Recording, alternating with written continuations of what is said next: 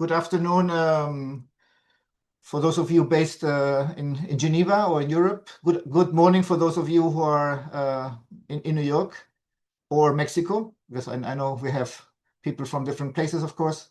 I'm Stefan Trömel. I'm the Senior Disability Specialist in the International Labour Organization. Welcome to this virtual side event in the Conference of States Parties to the Convention on the Rights of Persons with Disabilities, with a focus on disability-inclusive trade.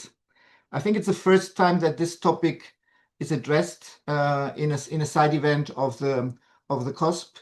Let me just give some basic logistics, which you all by now are familiar with. You can see on the bottom of your screen, you can click on the bottom for showing captions. You will see there, if you want captions in English. The webinar is being recorded, which I think it's important because of the competition with many other events, we will not have a huge number of people attending, but we will be recording the webinar, sharing with those that had registered for the event. We had 55 registration, but we will also share it with any other people that would be interested in this topic. There is both a chat option and a Q&A option at the bottom.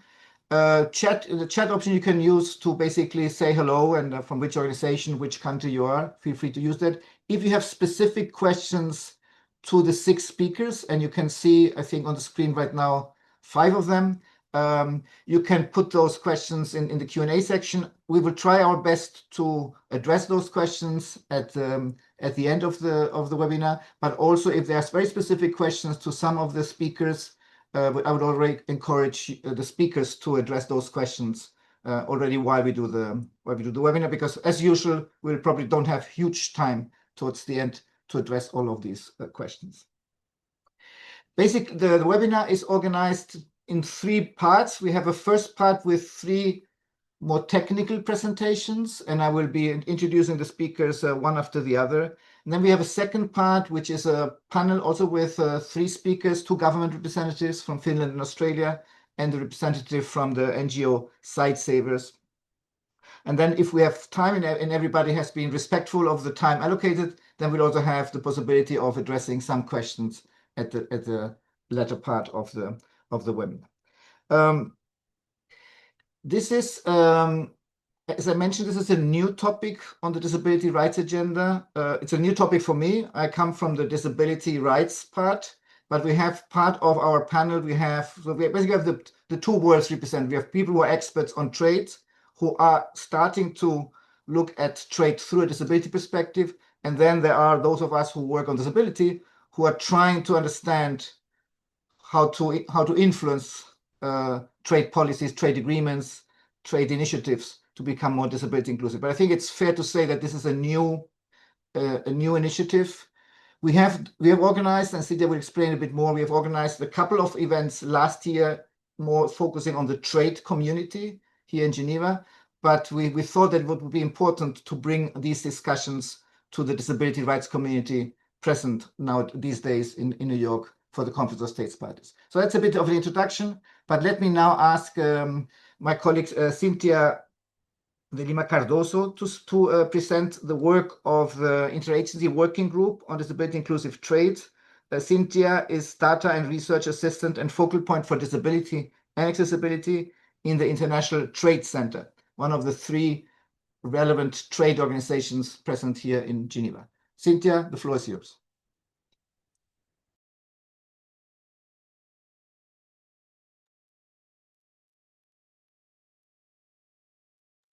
Hello, can you hear me now? Yeah, perfect. Thank you. Sorry, I had a problem with my mic. Can you see my screen? Just a second. Yes, you just need to put it on full screen. Okay, great. So here we go. So first, thank you very much for joining this session.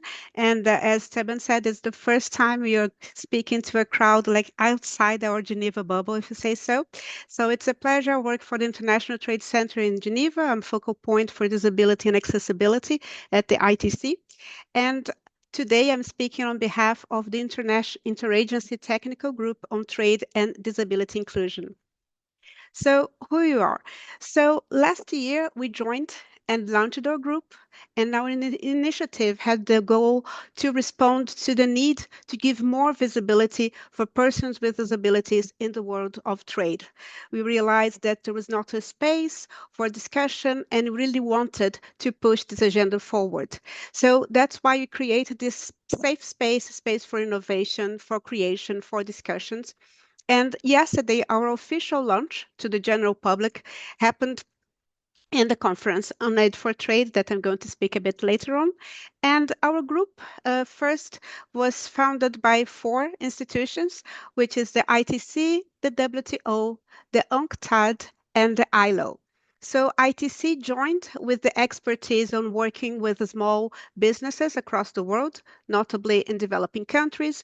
The UNCTAD came with the expertise on trade policies to integrate developing countries into the world economy. The WTO came with the expertise on trade policies and agreements, and the ILO, last but not least, integrated the group with its expertise on labor markets and labor rights. So for us, it was very important that we join forces to create this space so that we could move on with our agenda.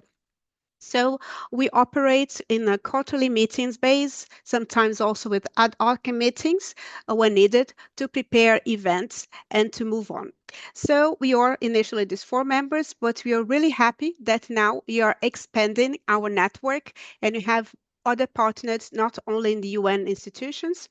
As you can see, we have a different mosaic of partners, but also expanding members. Also, we have a cooperation of governments. So we really count with the support of the Finnish government, also of South Africa, that this year hosts the G20.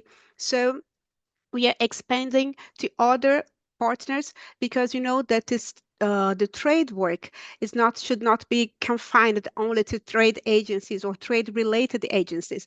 As our colleague said, Stefan, it's a new area and should not be, because persons with disabilities, entrepreneurs with disabilities are very important in the market, but our goal is to make them also visible in different events. So for those who are not familiarized with the Geneva trade scene, we have at least yearly major events. One of them is the Aid for Trade conference. And last year we had the joy of joining the session, and it was our first public event. So it was our opportunity to join with other colleagues, other trade experts, and present to this expert audience this theme that's relatively new. And then for this opportunity, you could count with experts present research on the area, and these research that are very important, but is still also quite scarce. Then we had the second event that was very important. It's very important also in the Geneva area, which is the WTO Public Forum. It's the World Trade Organization Forum. And what's really interesting about the event, that of course you have high level speakers, but it's also open to a broader audience. So we had journalists, we have people from the academia, students, general public. So it was also a very important opportunity for us to show our work and to talk about this topic to an audience that's first time. Maybe it was the first time they was hearing about trade and work with persons with disabilities, disability inclusion and trade negotiations. So it was very good to have this space to present this for the first time for many people attend the events. And then we had another important event that was held last year on 3rd of December. It's marking the International Days of Persons with Disabilities. This event was held by ILO on the headquarters in Geneva, and we had collaborations of the governments of Finland and South Africa, and we also had the opportunity to showcase concrete cases of countries where the work on disability inclusion are quite advanced. But then what next then?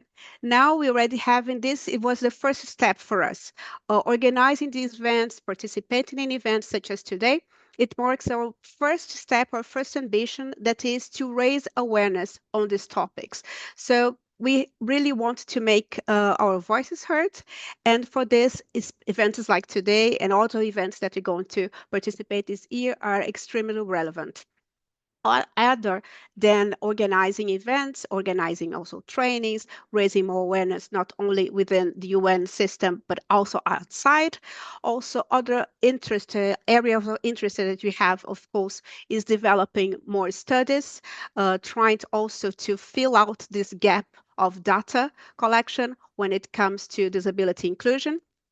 And also other topics that you are interested, of course, is the discussion on lowering tariffs for assistive technologies. And of course, our colleagues in this session are going to develop more. So this is really our first steps, really our first meetings. But we are very optimistic that it's a really important door that we are opening. And we are invited all of you to come and join us. So this group, it's open to Geneva-based international organizational staff, especially technical focal points in trade and development. But of course, we're also open to other partners that would like to have this discussion, that wants to understand as we are joining us, because we in the group, you're also learning by doing. So of course, it's very important that we have more partners joining us. So thank you very much. And of course, at the end of the session, I'll be happy to address your questions if needed. Thank you. Thank you very much. Thank you very much, Cintia. Let me now pass the floor to Amrita Bahri. Amrita Bahri is a co-chair from Mexico of the WTO chair program.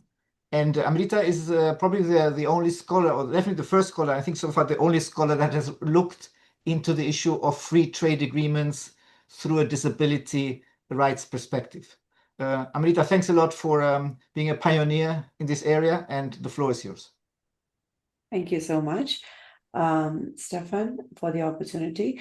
So in the next 10 minutes, I'm planning to sort of share my findings on looking at the trade agreements from the lens of persons with disability, to understand what is the connection between trade agreements and persons with disability, what's already out there, and what more is needed to be done going forward in the context of trade negotiations, if we want them to work for the empowerment, for the protection of persons with disability.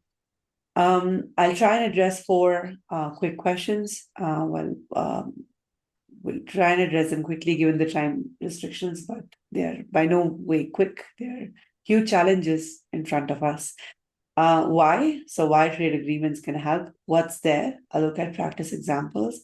What more is needed? Some challenges and limitations in the context of how trade agreements are talking about disability concerns at the moment, and how some policy recommendations for trade negotiations going forward. So in the past few years, we have tried to look at a number of trade agreements, and we've looked at about 355 agreements, which are already notified to the WTO in the WTO database and are enforced. And out of these 355, we found about 98 trade agreements, which is about 27% of trade agreements currently in force, that they contain at least one provision which explicitly mentions disability concerns in one way or the other. A number of keywords, explicit keywords, were used to identify these provisions, which we call explicit disability-related provisions. So when we zoom into every single trade agreement, we find that 27% of them explicitly talk about disability-related interests. Yet there's very less discussion about the intersection between the connection between trade agreements, trade policies on one hand, and disability-related concerns, disability rights on the other hand. And that's because literature and scholarship has not covered. Well, we have seen some pieces in the last 2-3 years that have tried to clarify this intersection, but we haven't engaged in a lot of debate as such. When we compare this area to other similar areas, for example, trade and gender, trade and indigenous communities, trade and climate change, these are other areas of inclusion and sustainable development that have been talked about quite a lot. But this area so far sort of remains neglected. And that could also be due to the reason that on one hand, the intersection so far remains a bit unclear, And on the other hand, there are conflicting rights to be addressed, which are difficult to be harmonized on the same table. But clearly, there's a strong interconnection between trade agreements and disability concerns, because trade agreements are not neutral. They have different distributional outcomes, and they can have adverse impact on persons with disability because they can play different roles in societies, markets, and economies. And they enjoy different opportunities and have access to different resources in different regions. If you look at one, on one side of the table, trade agreements, trade policies, trade liberalization can contribute to positives because they can lower barriers to trade, including tariff and non-tariff barriers. They can increase employment and business opportunities for all, including for persons with disability. They can ensure that the goods and services are available at lower prices and better quality for all consumers, including persons with disability. And they can also help us break the barriers that persons with disability face at the borders, within the borders, and across the borders. But on the other side, we have seen, and many studies have shown, how trade liberalization has increased the risk of lower revenue for social welfare support that is needed by vulnerable groups. It has also increased environmental and health impact from higher consumption and production, higher risk of job displacement and business opportunity displacement in multiple industries. And at the same time, it has increased the cost and decreased the availability of various essential devices, such as assistive devices and pharmaceutical products, as a result of strengthened intellectual property rights protection, thanks to trade liberalization and trade policy instruments. And therefore, there's a strong case as to why future trade negotiations should be carried out, and future domestic ratification processes of these trade agreements should be carried out with a very strong inclusive lens, keeping in mind the considerations that can impact persons with disability, because the intersection is clear here. We can see in the recent years, if we look at some new generation trade agreements, in this map, you can see a number of things that are going on. You can first see the regions which have included most number of explicit provisions related to the content of disability concerns in different regions. So you can see that Europe, UK, and some countries in the Americas, and even Australia, has been really forthcoming. They've been the front runners in terms of including commitments on disability in their trade agreements. You also see a number of other areas which have remained sort of distant or ignorant to the acknowledgement of this intersection at the moment. And you can see a number of new generation trade agreements, very recent trade agreements that have included many ambitious commitments in respect of the empowerment of persons with disability. USMCA, for example, has included a provision on improving infrastructure, improving working conditions, market access expansion for SMEs and MSMEs that are owned by persons with disability, labor standards protection, and non-discrimination based on physical abilities. We also see, on the other hand, for example, Australia, UK, talking about protection of SMEs owned by persons with disability, and another really useful inclusion, which is related to access to published works through assistive devices and better working conditions and labor protection. EU UK, for example, has included a number of beneficial provisions relating to consumer protection, access to information and privacy laws, special insurance benefits, and detailed provisions on how invalidity benefits and social security payments can be calculated for persons with disability and their families. So we see that we do have much to celebrate when we look at the recent inclusions of trade agreements, because we see some useful inclusions that directly talk to the barriers, crucial barriers that persons with disability face on the ground. But when we zoom into the majority of trade agreements, 27% of these trade agreements that actively talk about the interest of persons with disability, what we find is that there are some problems. Not everything is looking positive for a number of reasons, right?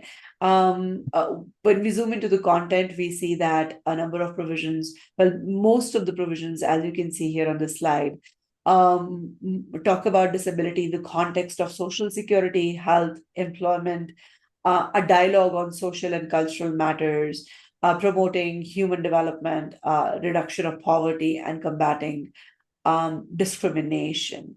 In this sense, a number of other crucial areas or concerns or barriers that persons with disability face relating to cooperation on market access, protection of SMEs, cooperation on education, capacity building, information exchange, access to assistive devices, provision of reasonable accommodation. These barriers that persons with disability face, or protection of persons with disabilities as employees or as employers in informal economies, because most of the persons with disability or workers with disability are engaged in informal economies, remains missing, clearly remains missing.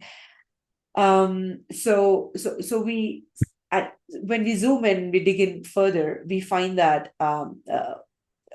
it is important to sort of apply a critical lens to our analysis of trade agreements for disability concerns for a number of reasons, because there are a number of challenges that clearly we are to deal with in terms of the existing inclusions on disability concerns in trade agreements. And here we can talk about 5 challenges, which sort of are not short-term or sort of low-hanging, but 5 challenges that are most visible in this context, right? So one, for example, is the defensive inclusion. So when we look into the type, the form, the way in which these provisions are drafted, they are drafted as defensive. So they are drafted, most of these provisions are drafted as exceptions or reservations, and therefore they are not positive looking or affirmative commitments. Most of these provisions are drafted as best endeavors, couched in soft and unenforceable language. So they are not legally binding on the parties that employ them, that adapt them into their trade agreements. Countries include these commitments about persons with disability without giving any thought to their implementation or monitoring mechanisms. These provisions are included in a broad and vague manner without any attempt to define these broad terminologies. For example, terminologies including discrimination or disability, that could be very broad. And there seems to be a disconnect between the barriers that persons with disability face on the ground and the policy solutions which are being offered by these trade agreements because one reason that explains this disconnect is that the current inclusions in trade agreements do not directly relate to the barriers that have been exacerbated by international trade. And one of the most significant barriers that has been impacted negatively by trade liberalization is affordable access to assistive devices for persons with disability. Stefan? Amrita, I think we're running out of time. Yes, please. If you can finish in 1 minute, that's great. Thank you. Yeah, give me 30 seconds to conclude. Right, and so I will. There are a number of ways in which we found how sort of trade agreements could improve going forward when we talk about the concerns of persons with disability. You can see a number of recommendations on this slide, but I would like to conclude this presentation with these 4 recommendations going forward, because so far, most of the provisions on disability in trade agreements have been loaded either in the preamble or in the objectives clause or in the cooperation clauses of these trade agreements. I think it's time to start mainstreaming these commitments into other chapters which are directly related to trade, such as the SPS, TBT, services, GPA chapters. And the other recommendation is to include definitions of broad terminologies which are used in these commitments. such as discrimination. For example, discrimination is an expression which is very broad. It includes both direct and indirect discrimination. And we have already tackled with direct discrimination in most parts of this world, but not indirect discrimination. And the third recommendation here is that trade agreements going forward should also think about protecting the rights and the labor concerns of persons with disability in newer forms of work arrangements, including digital economy, gig economy, remote economy, hybrid work modes, and that has not been done yet. And finally, encouraging public-private consultation, what we are doing right now in this event, promoting a dialogue between public and private stakeholders with the help of international organizations, because as they say, nothing about us without us. Thank you so much, and I'm happy to take questions. Thank you, Amrita. We will be sharing, sorry for cutting you short, but for the sake of time, but we will be sharing the presentations that Cintia has made, the one from Amrita, and also the one that you will see now from Satish, also after the webinar. You will have more time to look at some of those issues. Let me now pass the floor to Satish Mishra. Satish is the Head of Global Programs at ATscale, the Global Partnership for Assistive Technology. Satish, the floor is yours, and you will also be sharing a presentation.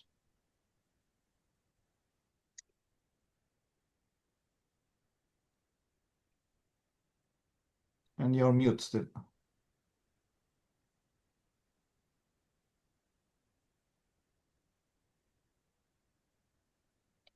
Good morning, good afternoon. Can you hear me, Stefan? Yeah, that's perfect. Perfect. Thank you. Thank you very much. While today, as we are talking about disability inclusive trade, assistive technology is one such category of products that are directly for persons with disabilities and in many instances by persons with disabilities.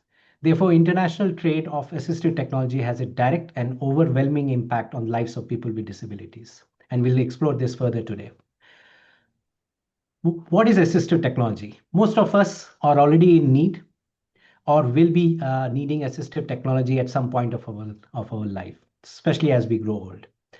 Assistive technology such as hearing aids, eyeglasses, mobility products or aids that supports in shower or bathing independently. Some assistive products are rather simple and low-tech like cane or magnifier, and some are more advanced like hearing aids and powered wheelchairs or artificial limbs or prostheses. Affordability and accessibility of assistive technology enable people to live healthier, more productive, more independent, and dignified life with better access to education, employment, and participation in society. If you look at some of the facts and data, currently more than 2.5 billion people in the world need assistive technology. This need is going to increase to 3.5 billion by 2050. And majority of those people in need of assistive technology are people with disabilities. There are many factors which are driving the increase of need of assistive technology. And that includes aging population, non-communicable diseases, growing health emergencies and humanitarian situations which we see across the globe. Assistive technology is relevant across the life course, right from the childhood, when the child is born, till the time the person dies. If we look at the unmet need, 1 out of 10 people in many low middle income countries have access to assistive technology, which means that still 9 out of 10 people in many low middle income countries don't have access to assistive technology. If you look at the economical argument, every dollar which we invest in the space of assistive technology, on an average, there's a $9 return to the society. And if we dig the surface a little bit more, every dollar which we invest in the space of hearing aid, for example, there's more than $16 return to the society. Every dollar which we invest in the space of eyeglasses, there's more than $32 return to the society. Therefore, investing in assistive technology is not only the right thing, but it's also a smart thing to do. Yet, as mentioned earlier, 90% of the people in need of assistive technology, especially in low middle income countries, don't have access to assistive products. This problem persists across different functional domains and functional areas as visible in this slide. And if we look at an example of, in case of hearing, globally, 430 million people suffer from moderate to severe hearing loss. However, up to 80% of those of them lack access to services, and majority of them lives in low middle income countries. Evidence and research indicates that only 45,000 hearing aids are procured annually, and most of those procurers or people who are procuring them are large NGOs or corporate foundations or some governments. And this shows that 10% of the need of hearing aids in low middle income countries is met, and 90% is still unmet. So where do assistive products come from? Most of the manufacturing are concentrated in high income countries like Germany, UK, France, Scandinavian countries, USA. Other than China, there is limited production of assistive products in any other low middle income countries. And production may often be focused on assembly, even if it is happening in low middle income countries. Those production are often limited to assembly or small or specific product categories like crutches and wheelchairs. Therefore, the large unmet need in low middle income countries can only be met through international trade, often from global north to global south. The data also and the evidence also indicates that, for example, import of assistive technology in the African continent, if you look at that region, is extremely low compared to other parts of the world. Therefore, without local production or significant import quantities, it is clear that majority of the unmet needs, especially in region like Africa, will remain unmet. If we dive a bit deeper in the African region and look at the evidence, the evidence indicates that South Africa and Egypt are the major importers of assistive technology. In fact, South Africa represents nearly 40% of the African imports of assistive technology. Countries which have higher gross national income and human development indicators have higher imports of assistive technology. If we analyze the intra-Africa trade scenario, assistive technology, the data indicates that nearly 4% of the African imports of assistive technology are from African countries, which means that the majority of the imports are happening from Europe or China. And again, South Africa is the lead dominant regional exporter within the African context. Shifting from trade volume to tariff rates in Africa, on paper, eyeglasses have higher tariff rates with an average of nearly 9%. This is also often as eyeglasses are not considered as assistive product, or also in many instances, eyeglasses is considered as a luxury product. Other products such as wheelchairs and prostheses and hearing aids have a lower average tariff rates ranging from 1.5% to 2%. Again, on paper, I want to emphasize that. And this may lead us that tariff rates are not the major cost drivers, and we'll discuss that further as I move along. However, it must be emphasized that these rates are still higher when compared to other essential health products like vaccines, which are completely exempted from any kind of tariffs. Moreover, tariffs rates on paper are not always applied in reality.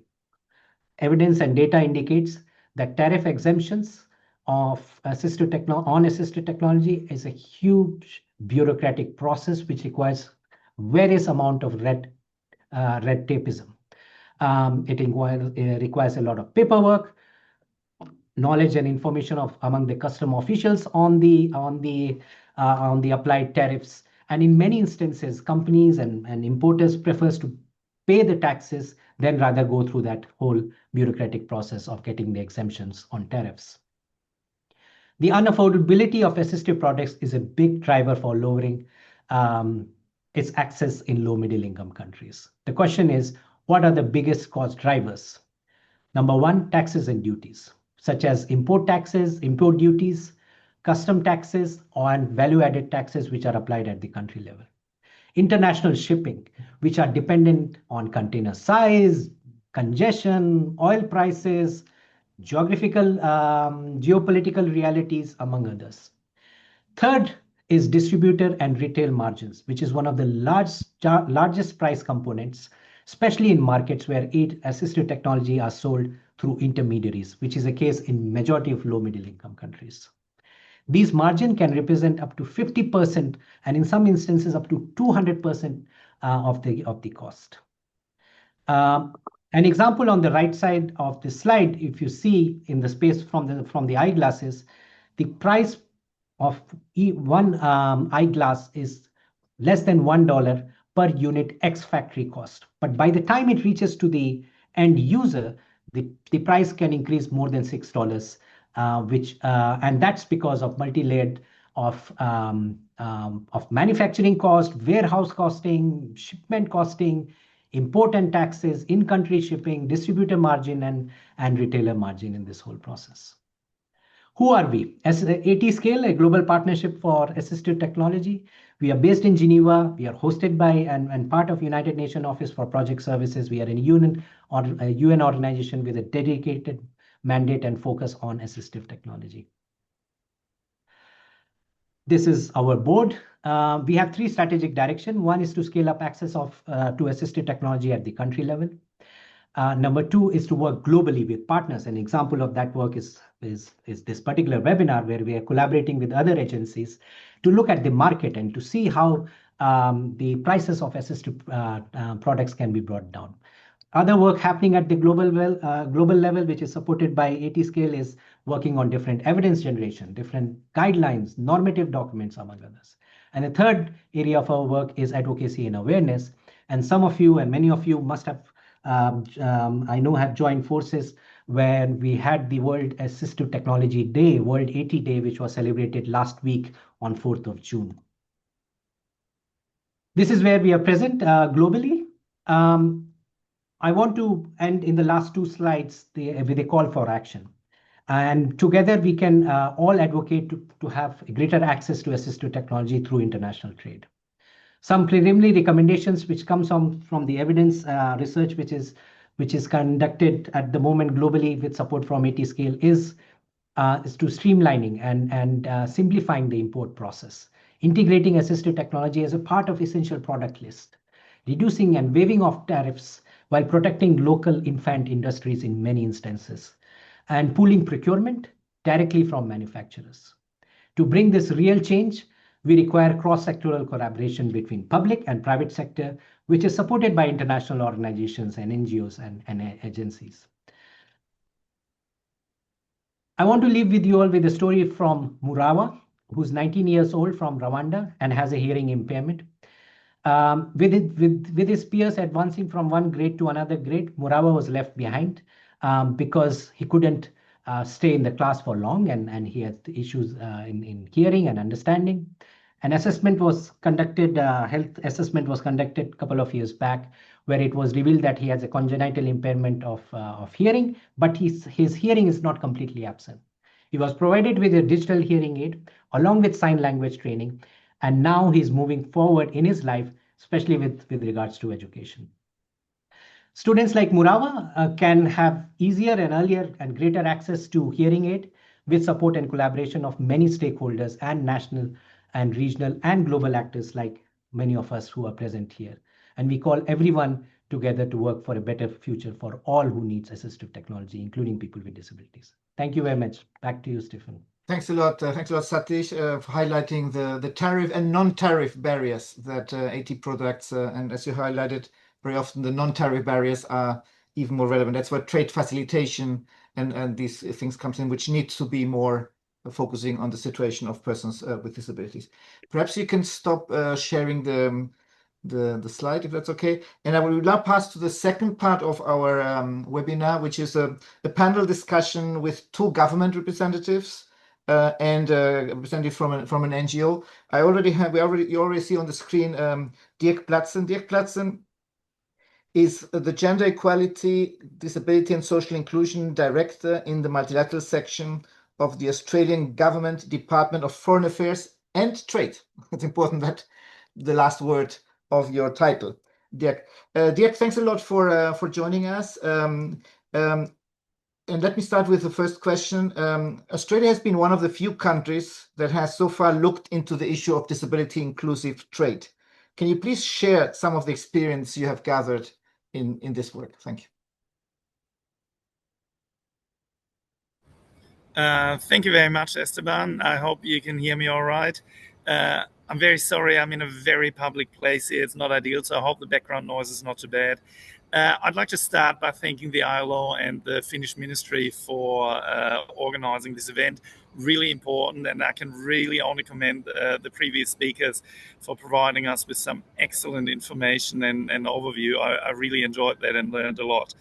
And I think that is really probably one of the first messages from our end, that whilst Australia is obviously prioritizing disability inclusive trade in many ways, there still is a lot to learn, and we are all very, very early on in our journey through this. In our view, trade systems must enable participation and reduce discrimination and bias, and ideally expand economic opportunities for all. That for us is enshrined in our new International Disability Equity and Rights Strategy that we released at the end of last year in November. And that basically states that we are from here on going to include disability equity and rights in all of our international engagements, particularly including in trade. So we already heard from our WTO colleague about the FTA negotiations and some of the FTAs that have been established. She mentioned the UK Australia Free Trade Agreement. Very, very good to see that there. But just to give you a couple of other examples, we also have disability inclusion provisions, for example, in the agreement establishing the ASEAN, Australia, New Zealand Free Trade Area. And then I think there was also on the slide the Comprehensive and Progressive Agreement for Trans-Pacific Partnership.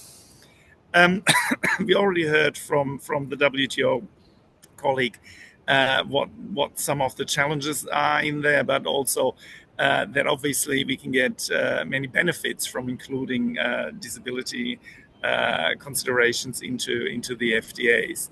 And for us, really one of the main drivers there was the elimination of discrimination in employment and occupation for underrepresented groups, including people with disability.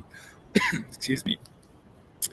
Our free trade agreement commitments are complemented by other arrangements, and some of them multilateral, some of them more bilateral. Just to mention, on the multilateral side, the Marrakesh Treaty, Australia ratified that in 2015. And that is an international agreement that improves access to books and other published material for people with vision impairment. That is really important because it allows the creation and distribution of accessible formats, such as large print, braille, and audio, without infringing copyright laws, and including trade across borders. We are working together with the World Intellectual Property Organization to fund very practical initiatives that increase the availability globally of accessible books, including through technical assistance and also capacity building, particularly in the Pacific, which is obviously one of the areas that we're focusing on. Now, why is particularly this area important? And that is because accessible format materials, as we very similar to what we just heard from ATscale, are obviously essential to enabling full participation in education, employment, and community life. And for many disabled people, they open doors to sectors that were previously inaccessible. Let me just quickly go on then to the bilateral side. We're also delivering economic cooperation and technical assistance, as well as capacity building programs that support inclusive trade objectives. Excuse me. For example, under the Australia and New Zealand Regional Trade for Development Initiative, it's a $4 million program that supports ASEAN economies to realize the full benefits of regional free trade agreements. Australia has recently partnered with the Cambodian Ministry of Commerce to deliver a branding workshop for entrepreneurs with disability. Similarly, the 40 million Indonesia-Australia Comprehensive Economic Partnership Agreement has an economic cooperation program known as Catalyst that is working to remove barriers that prevent people with disability from benefiting from training, trade, and investment opportunities. And then in Sri Lanka, there's an inclusive threats program that fosters inclusivity in the apparel industry and is led by Better Work Sri Lanka. That's a partnership between the ILO and the International Finance Corporation, and supported by Australia. Now, that program enhances vocational training centers, equips employers and workers with practical tools, and promotes accessibility and inclusivity across the industry. And now, lastly, let me finish, because there are obviously a lot of things that we can do domestically as well, is that our own website, of course, of the Department of Foreign Affairs, confirmed to the World Wide Web Consortium's Web Content Accessibility Guidelines, and that helps people with disabilities also to access information about trade policies, consultation processes, and documentation, which we find is really important to ensure that there's inclusivity in these processes as well. So I hope that gives you a bit of a snapshot across our activities and that. But as I said earlier on, I'm really, really glad that the Finnish government is prioritizing this. So really, kudos to you. It is an important subject, and we are all on a journey. And I do hope that over the years to come, we make progress on that together with our partners and in government, as well as at the WTO and ILO. So thank you very much. Thank you very much, Dirk. Thank you also in particular for these very specific examples, especially in the bilateral agreements. I think there's a lot, and I think we need to make because I had heard the one on Cambodia. I think it was mentioned at the Global Disability Summit in Berlin, but I think we need to do a bit better job in just making these things known, because there are so few, and I think this will then create some peer learning to others, also in the context of aid for trade and trade facilitation. Let me now move on to Petri Puhakka. Petri, great to see you. Petri is the ambassador for disability inclusion in the Ministry for Foreign Affairs in Finland. And the question to you, Petri, is Finland has played a leading role in bringing the attention to disability inclusive trade in global discussions. You commissioned the first report that was done by this, and we have one of the co-authors as one of the participants, Marcia Fortana. But Petri, could you please provide some information on Finland's work in this area? Over to you. Yes, thank you, Stefan. Let me say first a couple of words. Petri, I don't know why your image is very blurry right now. It was perfect before. Now it's very blurry. We can hear you well, so no problem if you can't fix it. But okay, so let me go to the settings, and okay, now maybe it's perfect. It's perfect now. It's perfect now. Okay, so let's go again. So thanks. Let me say first a couple of words of our general approach to disability inclusion. So the rights of persons with disabilities, especially women and girls, are a long-standing priority in Finland's foreign and security policy, including in our development and humanitarian policies. Finland considers disability as a human rights issue, and we work to eliminate barriers to full, effective, and meaningful participation of persons with disabilities in society on equal basis with others. Then I could give some examples of our work on the Aid for Trade front. Aid for Trade support can play an important role in supporting persons with disabilities to benefit from international trade. Disability inclusion initiative supported by the Ministry has included the Fair Trade Finland 4-year program, which empowered persons with disabilities in Ethiopia. Fair Trade Finland partnered with the Ethiopian Center for Disability and Development to review regulations and practices in coffee production. And as a result, the 3 small farmer cooperatives involved in the program adopted gender and disability inclusion policies.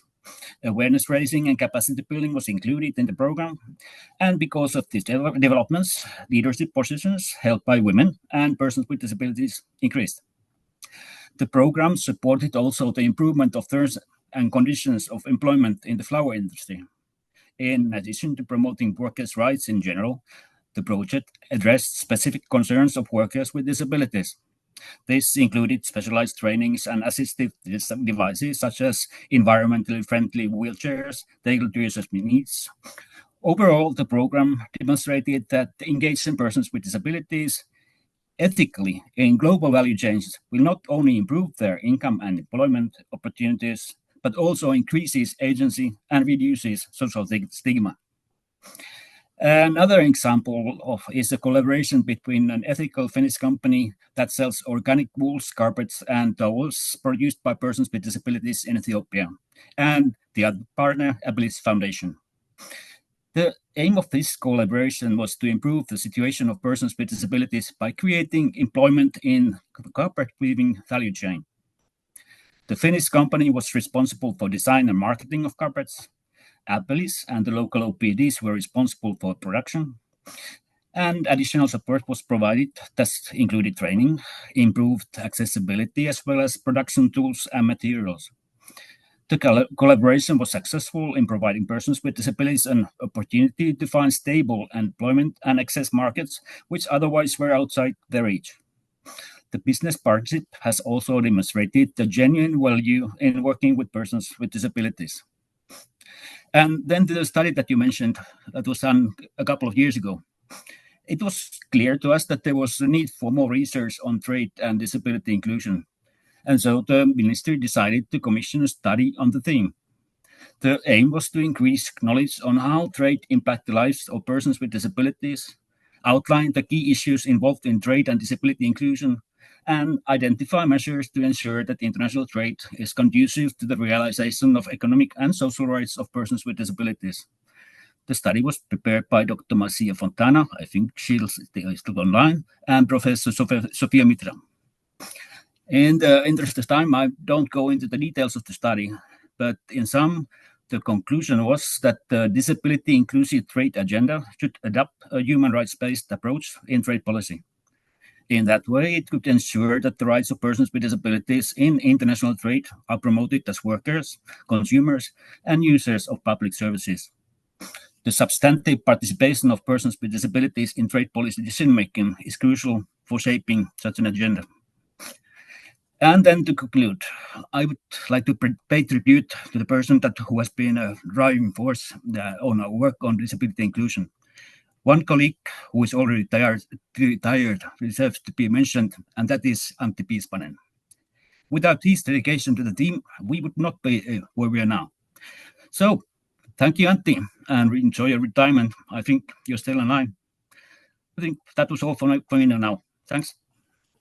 Thanks a lot, Petri, and let me join the thanks to Antti. In fact, the study that he supervised and it was done by Marcia Fontana and Sophie Mitra, when it was launched at a conference of UNCTAD, or the United Nations Conference on Trade and Development, it is at that event when the initiative was launched to set up a technical working group. So you can see how all these things add up and are contributing to putting disability rights on the agenda of trade.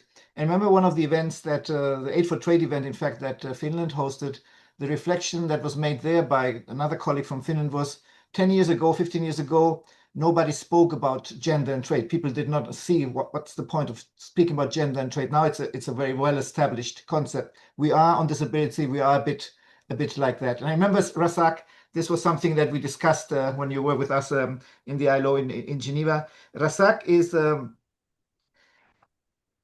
the technical advisor for economic empowerment in Sightsavers, and probably one of the few, at least that I have come across, person with disabilities who has been for a good number of years has been concerned about the issues around disability inclusive trade. So the question to you, Rasak, is disability inclusive trade is a new issue on the disability rights agenda and also very seldomly addressed by OPDs. Would that be a fair assessment?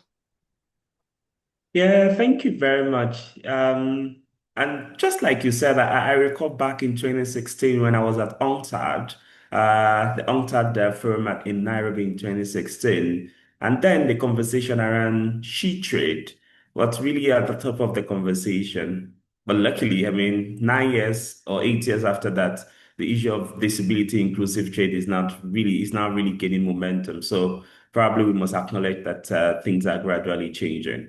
But back to the question around OPDs not really engaging on the issues of disability inclusive trade. I think to a large extent, that is a yes. And I think it's because there has not been a kind of, we've seen a couple of times where the issues around disability rights and the intersection with other sectors are kind of do not demand driven. And sometimes it seems that disability movements sometimes focus more on what's happening at the global level, and are there organizations who are really interested in this, even though the issues are affecting us. So that's the first bit I think that probably might have contributed to this.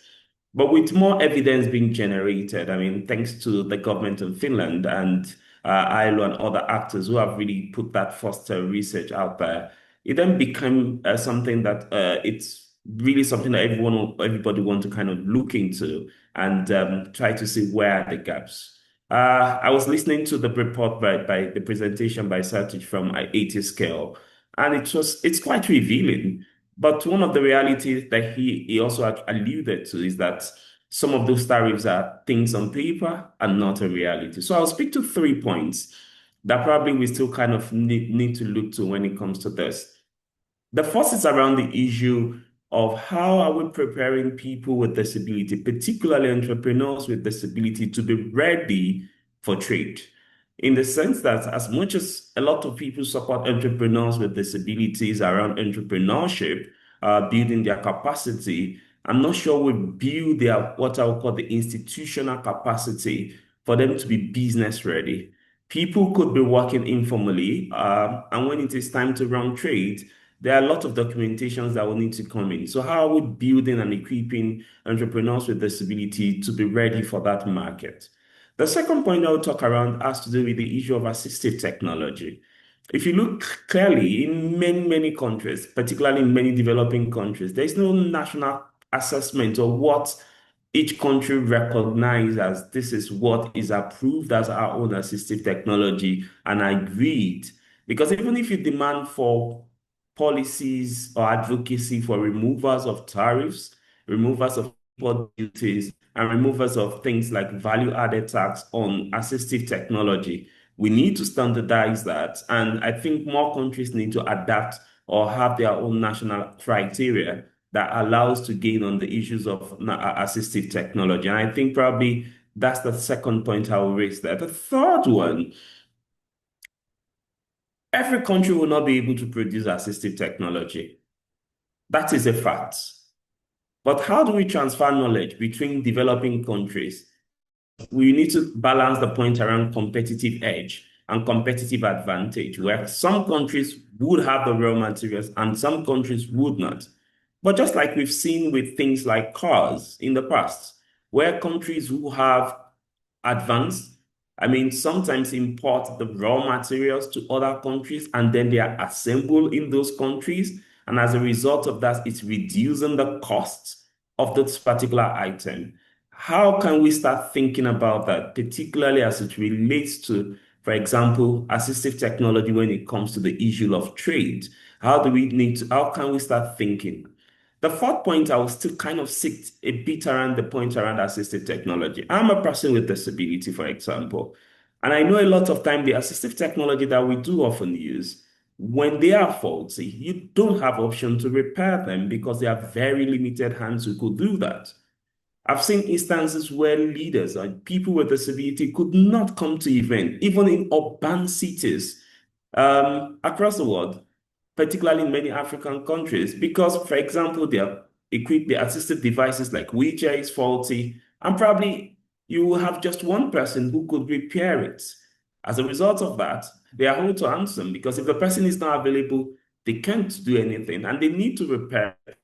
So we also need to look into that particular perspective when it comes to the issues of trade.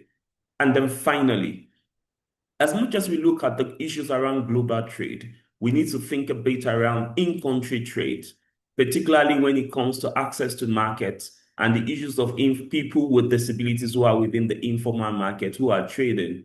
How are we also finding solutions to the issues that they do experience? For me, one big point I've always said is For many people without disability, technology make things possible. I mean, it make work faster or increase the speed at which they are able to deliver a work. But for persons with disability, technology make things possible. And if those assistive technology, which are actually shaped and dictated based on the issues of around inclusive trade and the trade barriers, if they are not really there, then for persons with disability to make things possible, live independent life would definitely be difficult. This would be my first assumption. My first thought on this. Back to you, Stefan. Thank you very much, Rasak, for that. Let me go to a second question to the three panelists, and this is a bit more forward-looking. I mean, Dirk, you've already somehow spoken about the future, but perhaps you can elaborate a bit more in terms of any plans that you have in Australia in terms of promoting disability inclusive trade based, building on what you've already done up to now. Over to you.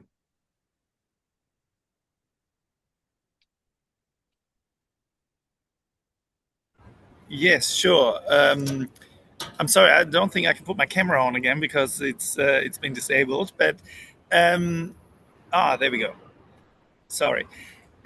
Look, as I mentioned before already, we are obviously very keen to expand our activities in that space, and that will include not only future trade negotiations, but it also includes our ongoing and future support for particularly ATscale.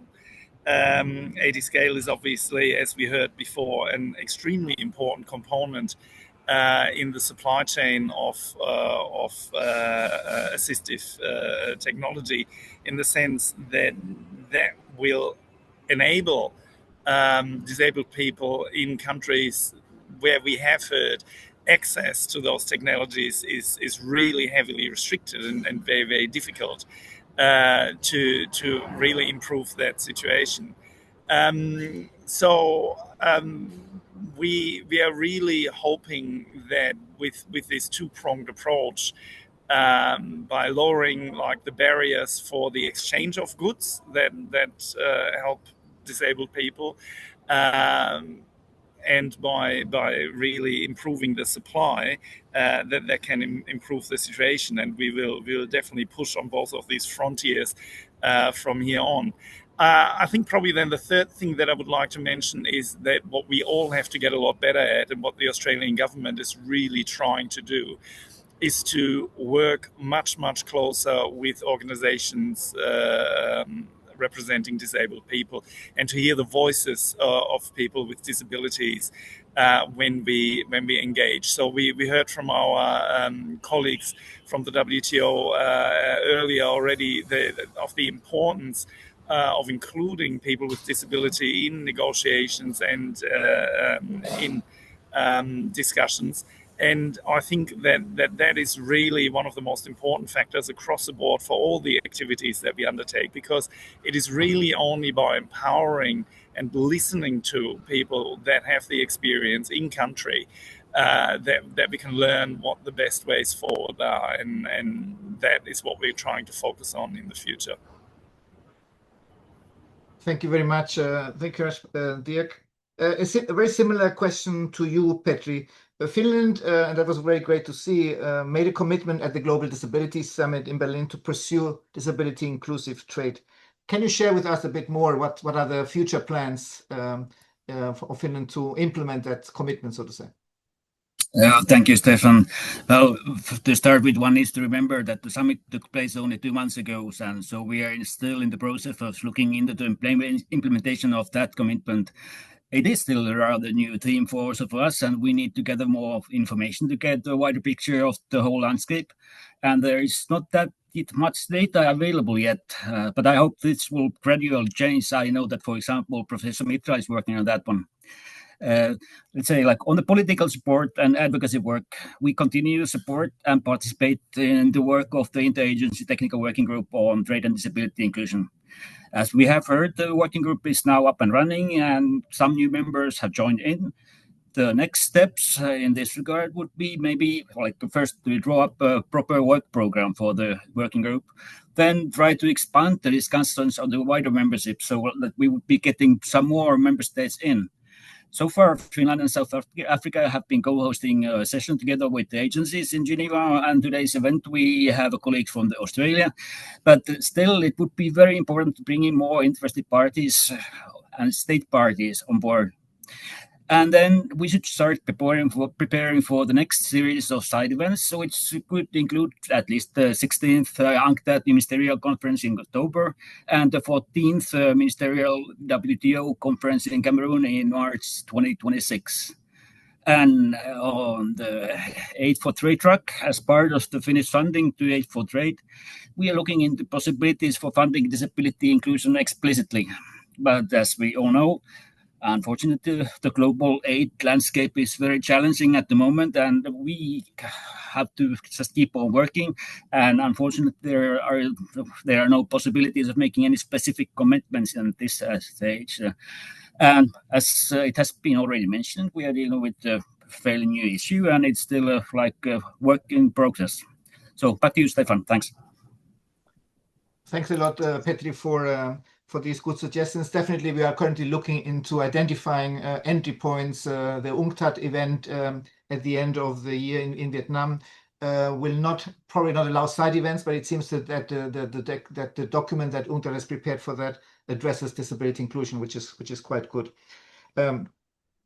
Rasak, last question to you, and you've already addressed a bit. I asked you before about OPDs, but what would be your advice? Because I think we all agree that unless OPDs become more actively involved and knowledgeable on trade issues, not so much will happen. So we really need to think about what can we make sure so that national OPDs, for instance, in many countries there are national trade facilitation committees. For instance, in the African context and elsewhere. What do we need to do to get OPDs who have a very busy advocacy agenda with many different topics? We know that. But on this topic, which is a technical, complicated topic, I must admit, because I myself, facing a very steep learning curve. But what can we do together to make sure that OPDs also start becoming part of discussion, not only at global level, but more importantly, even at national level? Thank you very much, Stefan. I think first and foremost is building the capacity of OPDs to understand the process around trade agreement, trade conversations, because until they understand that, we will not be able to kind of make inputs and kind of contribute meaningfully. So I really feel that's something that probably we really need to. But beyond, like you said, beyond the global, it's also important to start engaging regional bodies like the European Union for Disability, European Union Commission on Disability, for example, the body representing organizations of persons with disability in Africa, which is the African Disability Forum.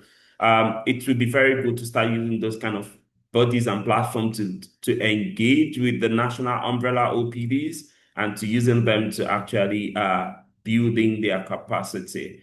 But beyond that, it also be very good to start seeing international NGOs who are working on disability rights to also start considering these in their strategy and to start mainstreaming this, because when they could put it in their strategy, then becomes something that they also advocate for and they also try to push for. Finally, as a way of moving forward, I think it would be good to get IDA to kind of start speaking on the issues around the global tariff conversations, because with the increase and the uncertainty in the tariff in the trade sector currently, if that continues or that happens, then there would be definitely a challenge, because that's going to also increase the costs of assistive technology, and it's going to affect the lives of persons with disability. That will be my closing remark for now. And back to you, Stefan.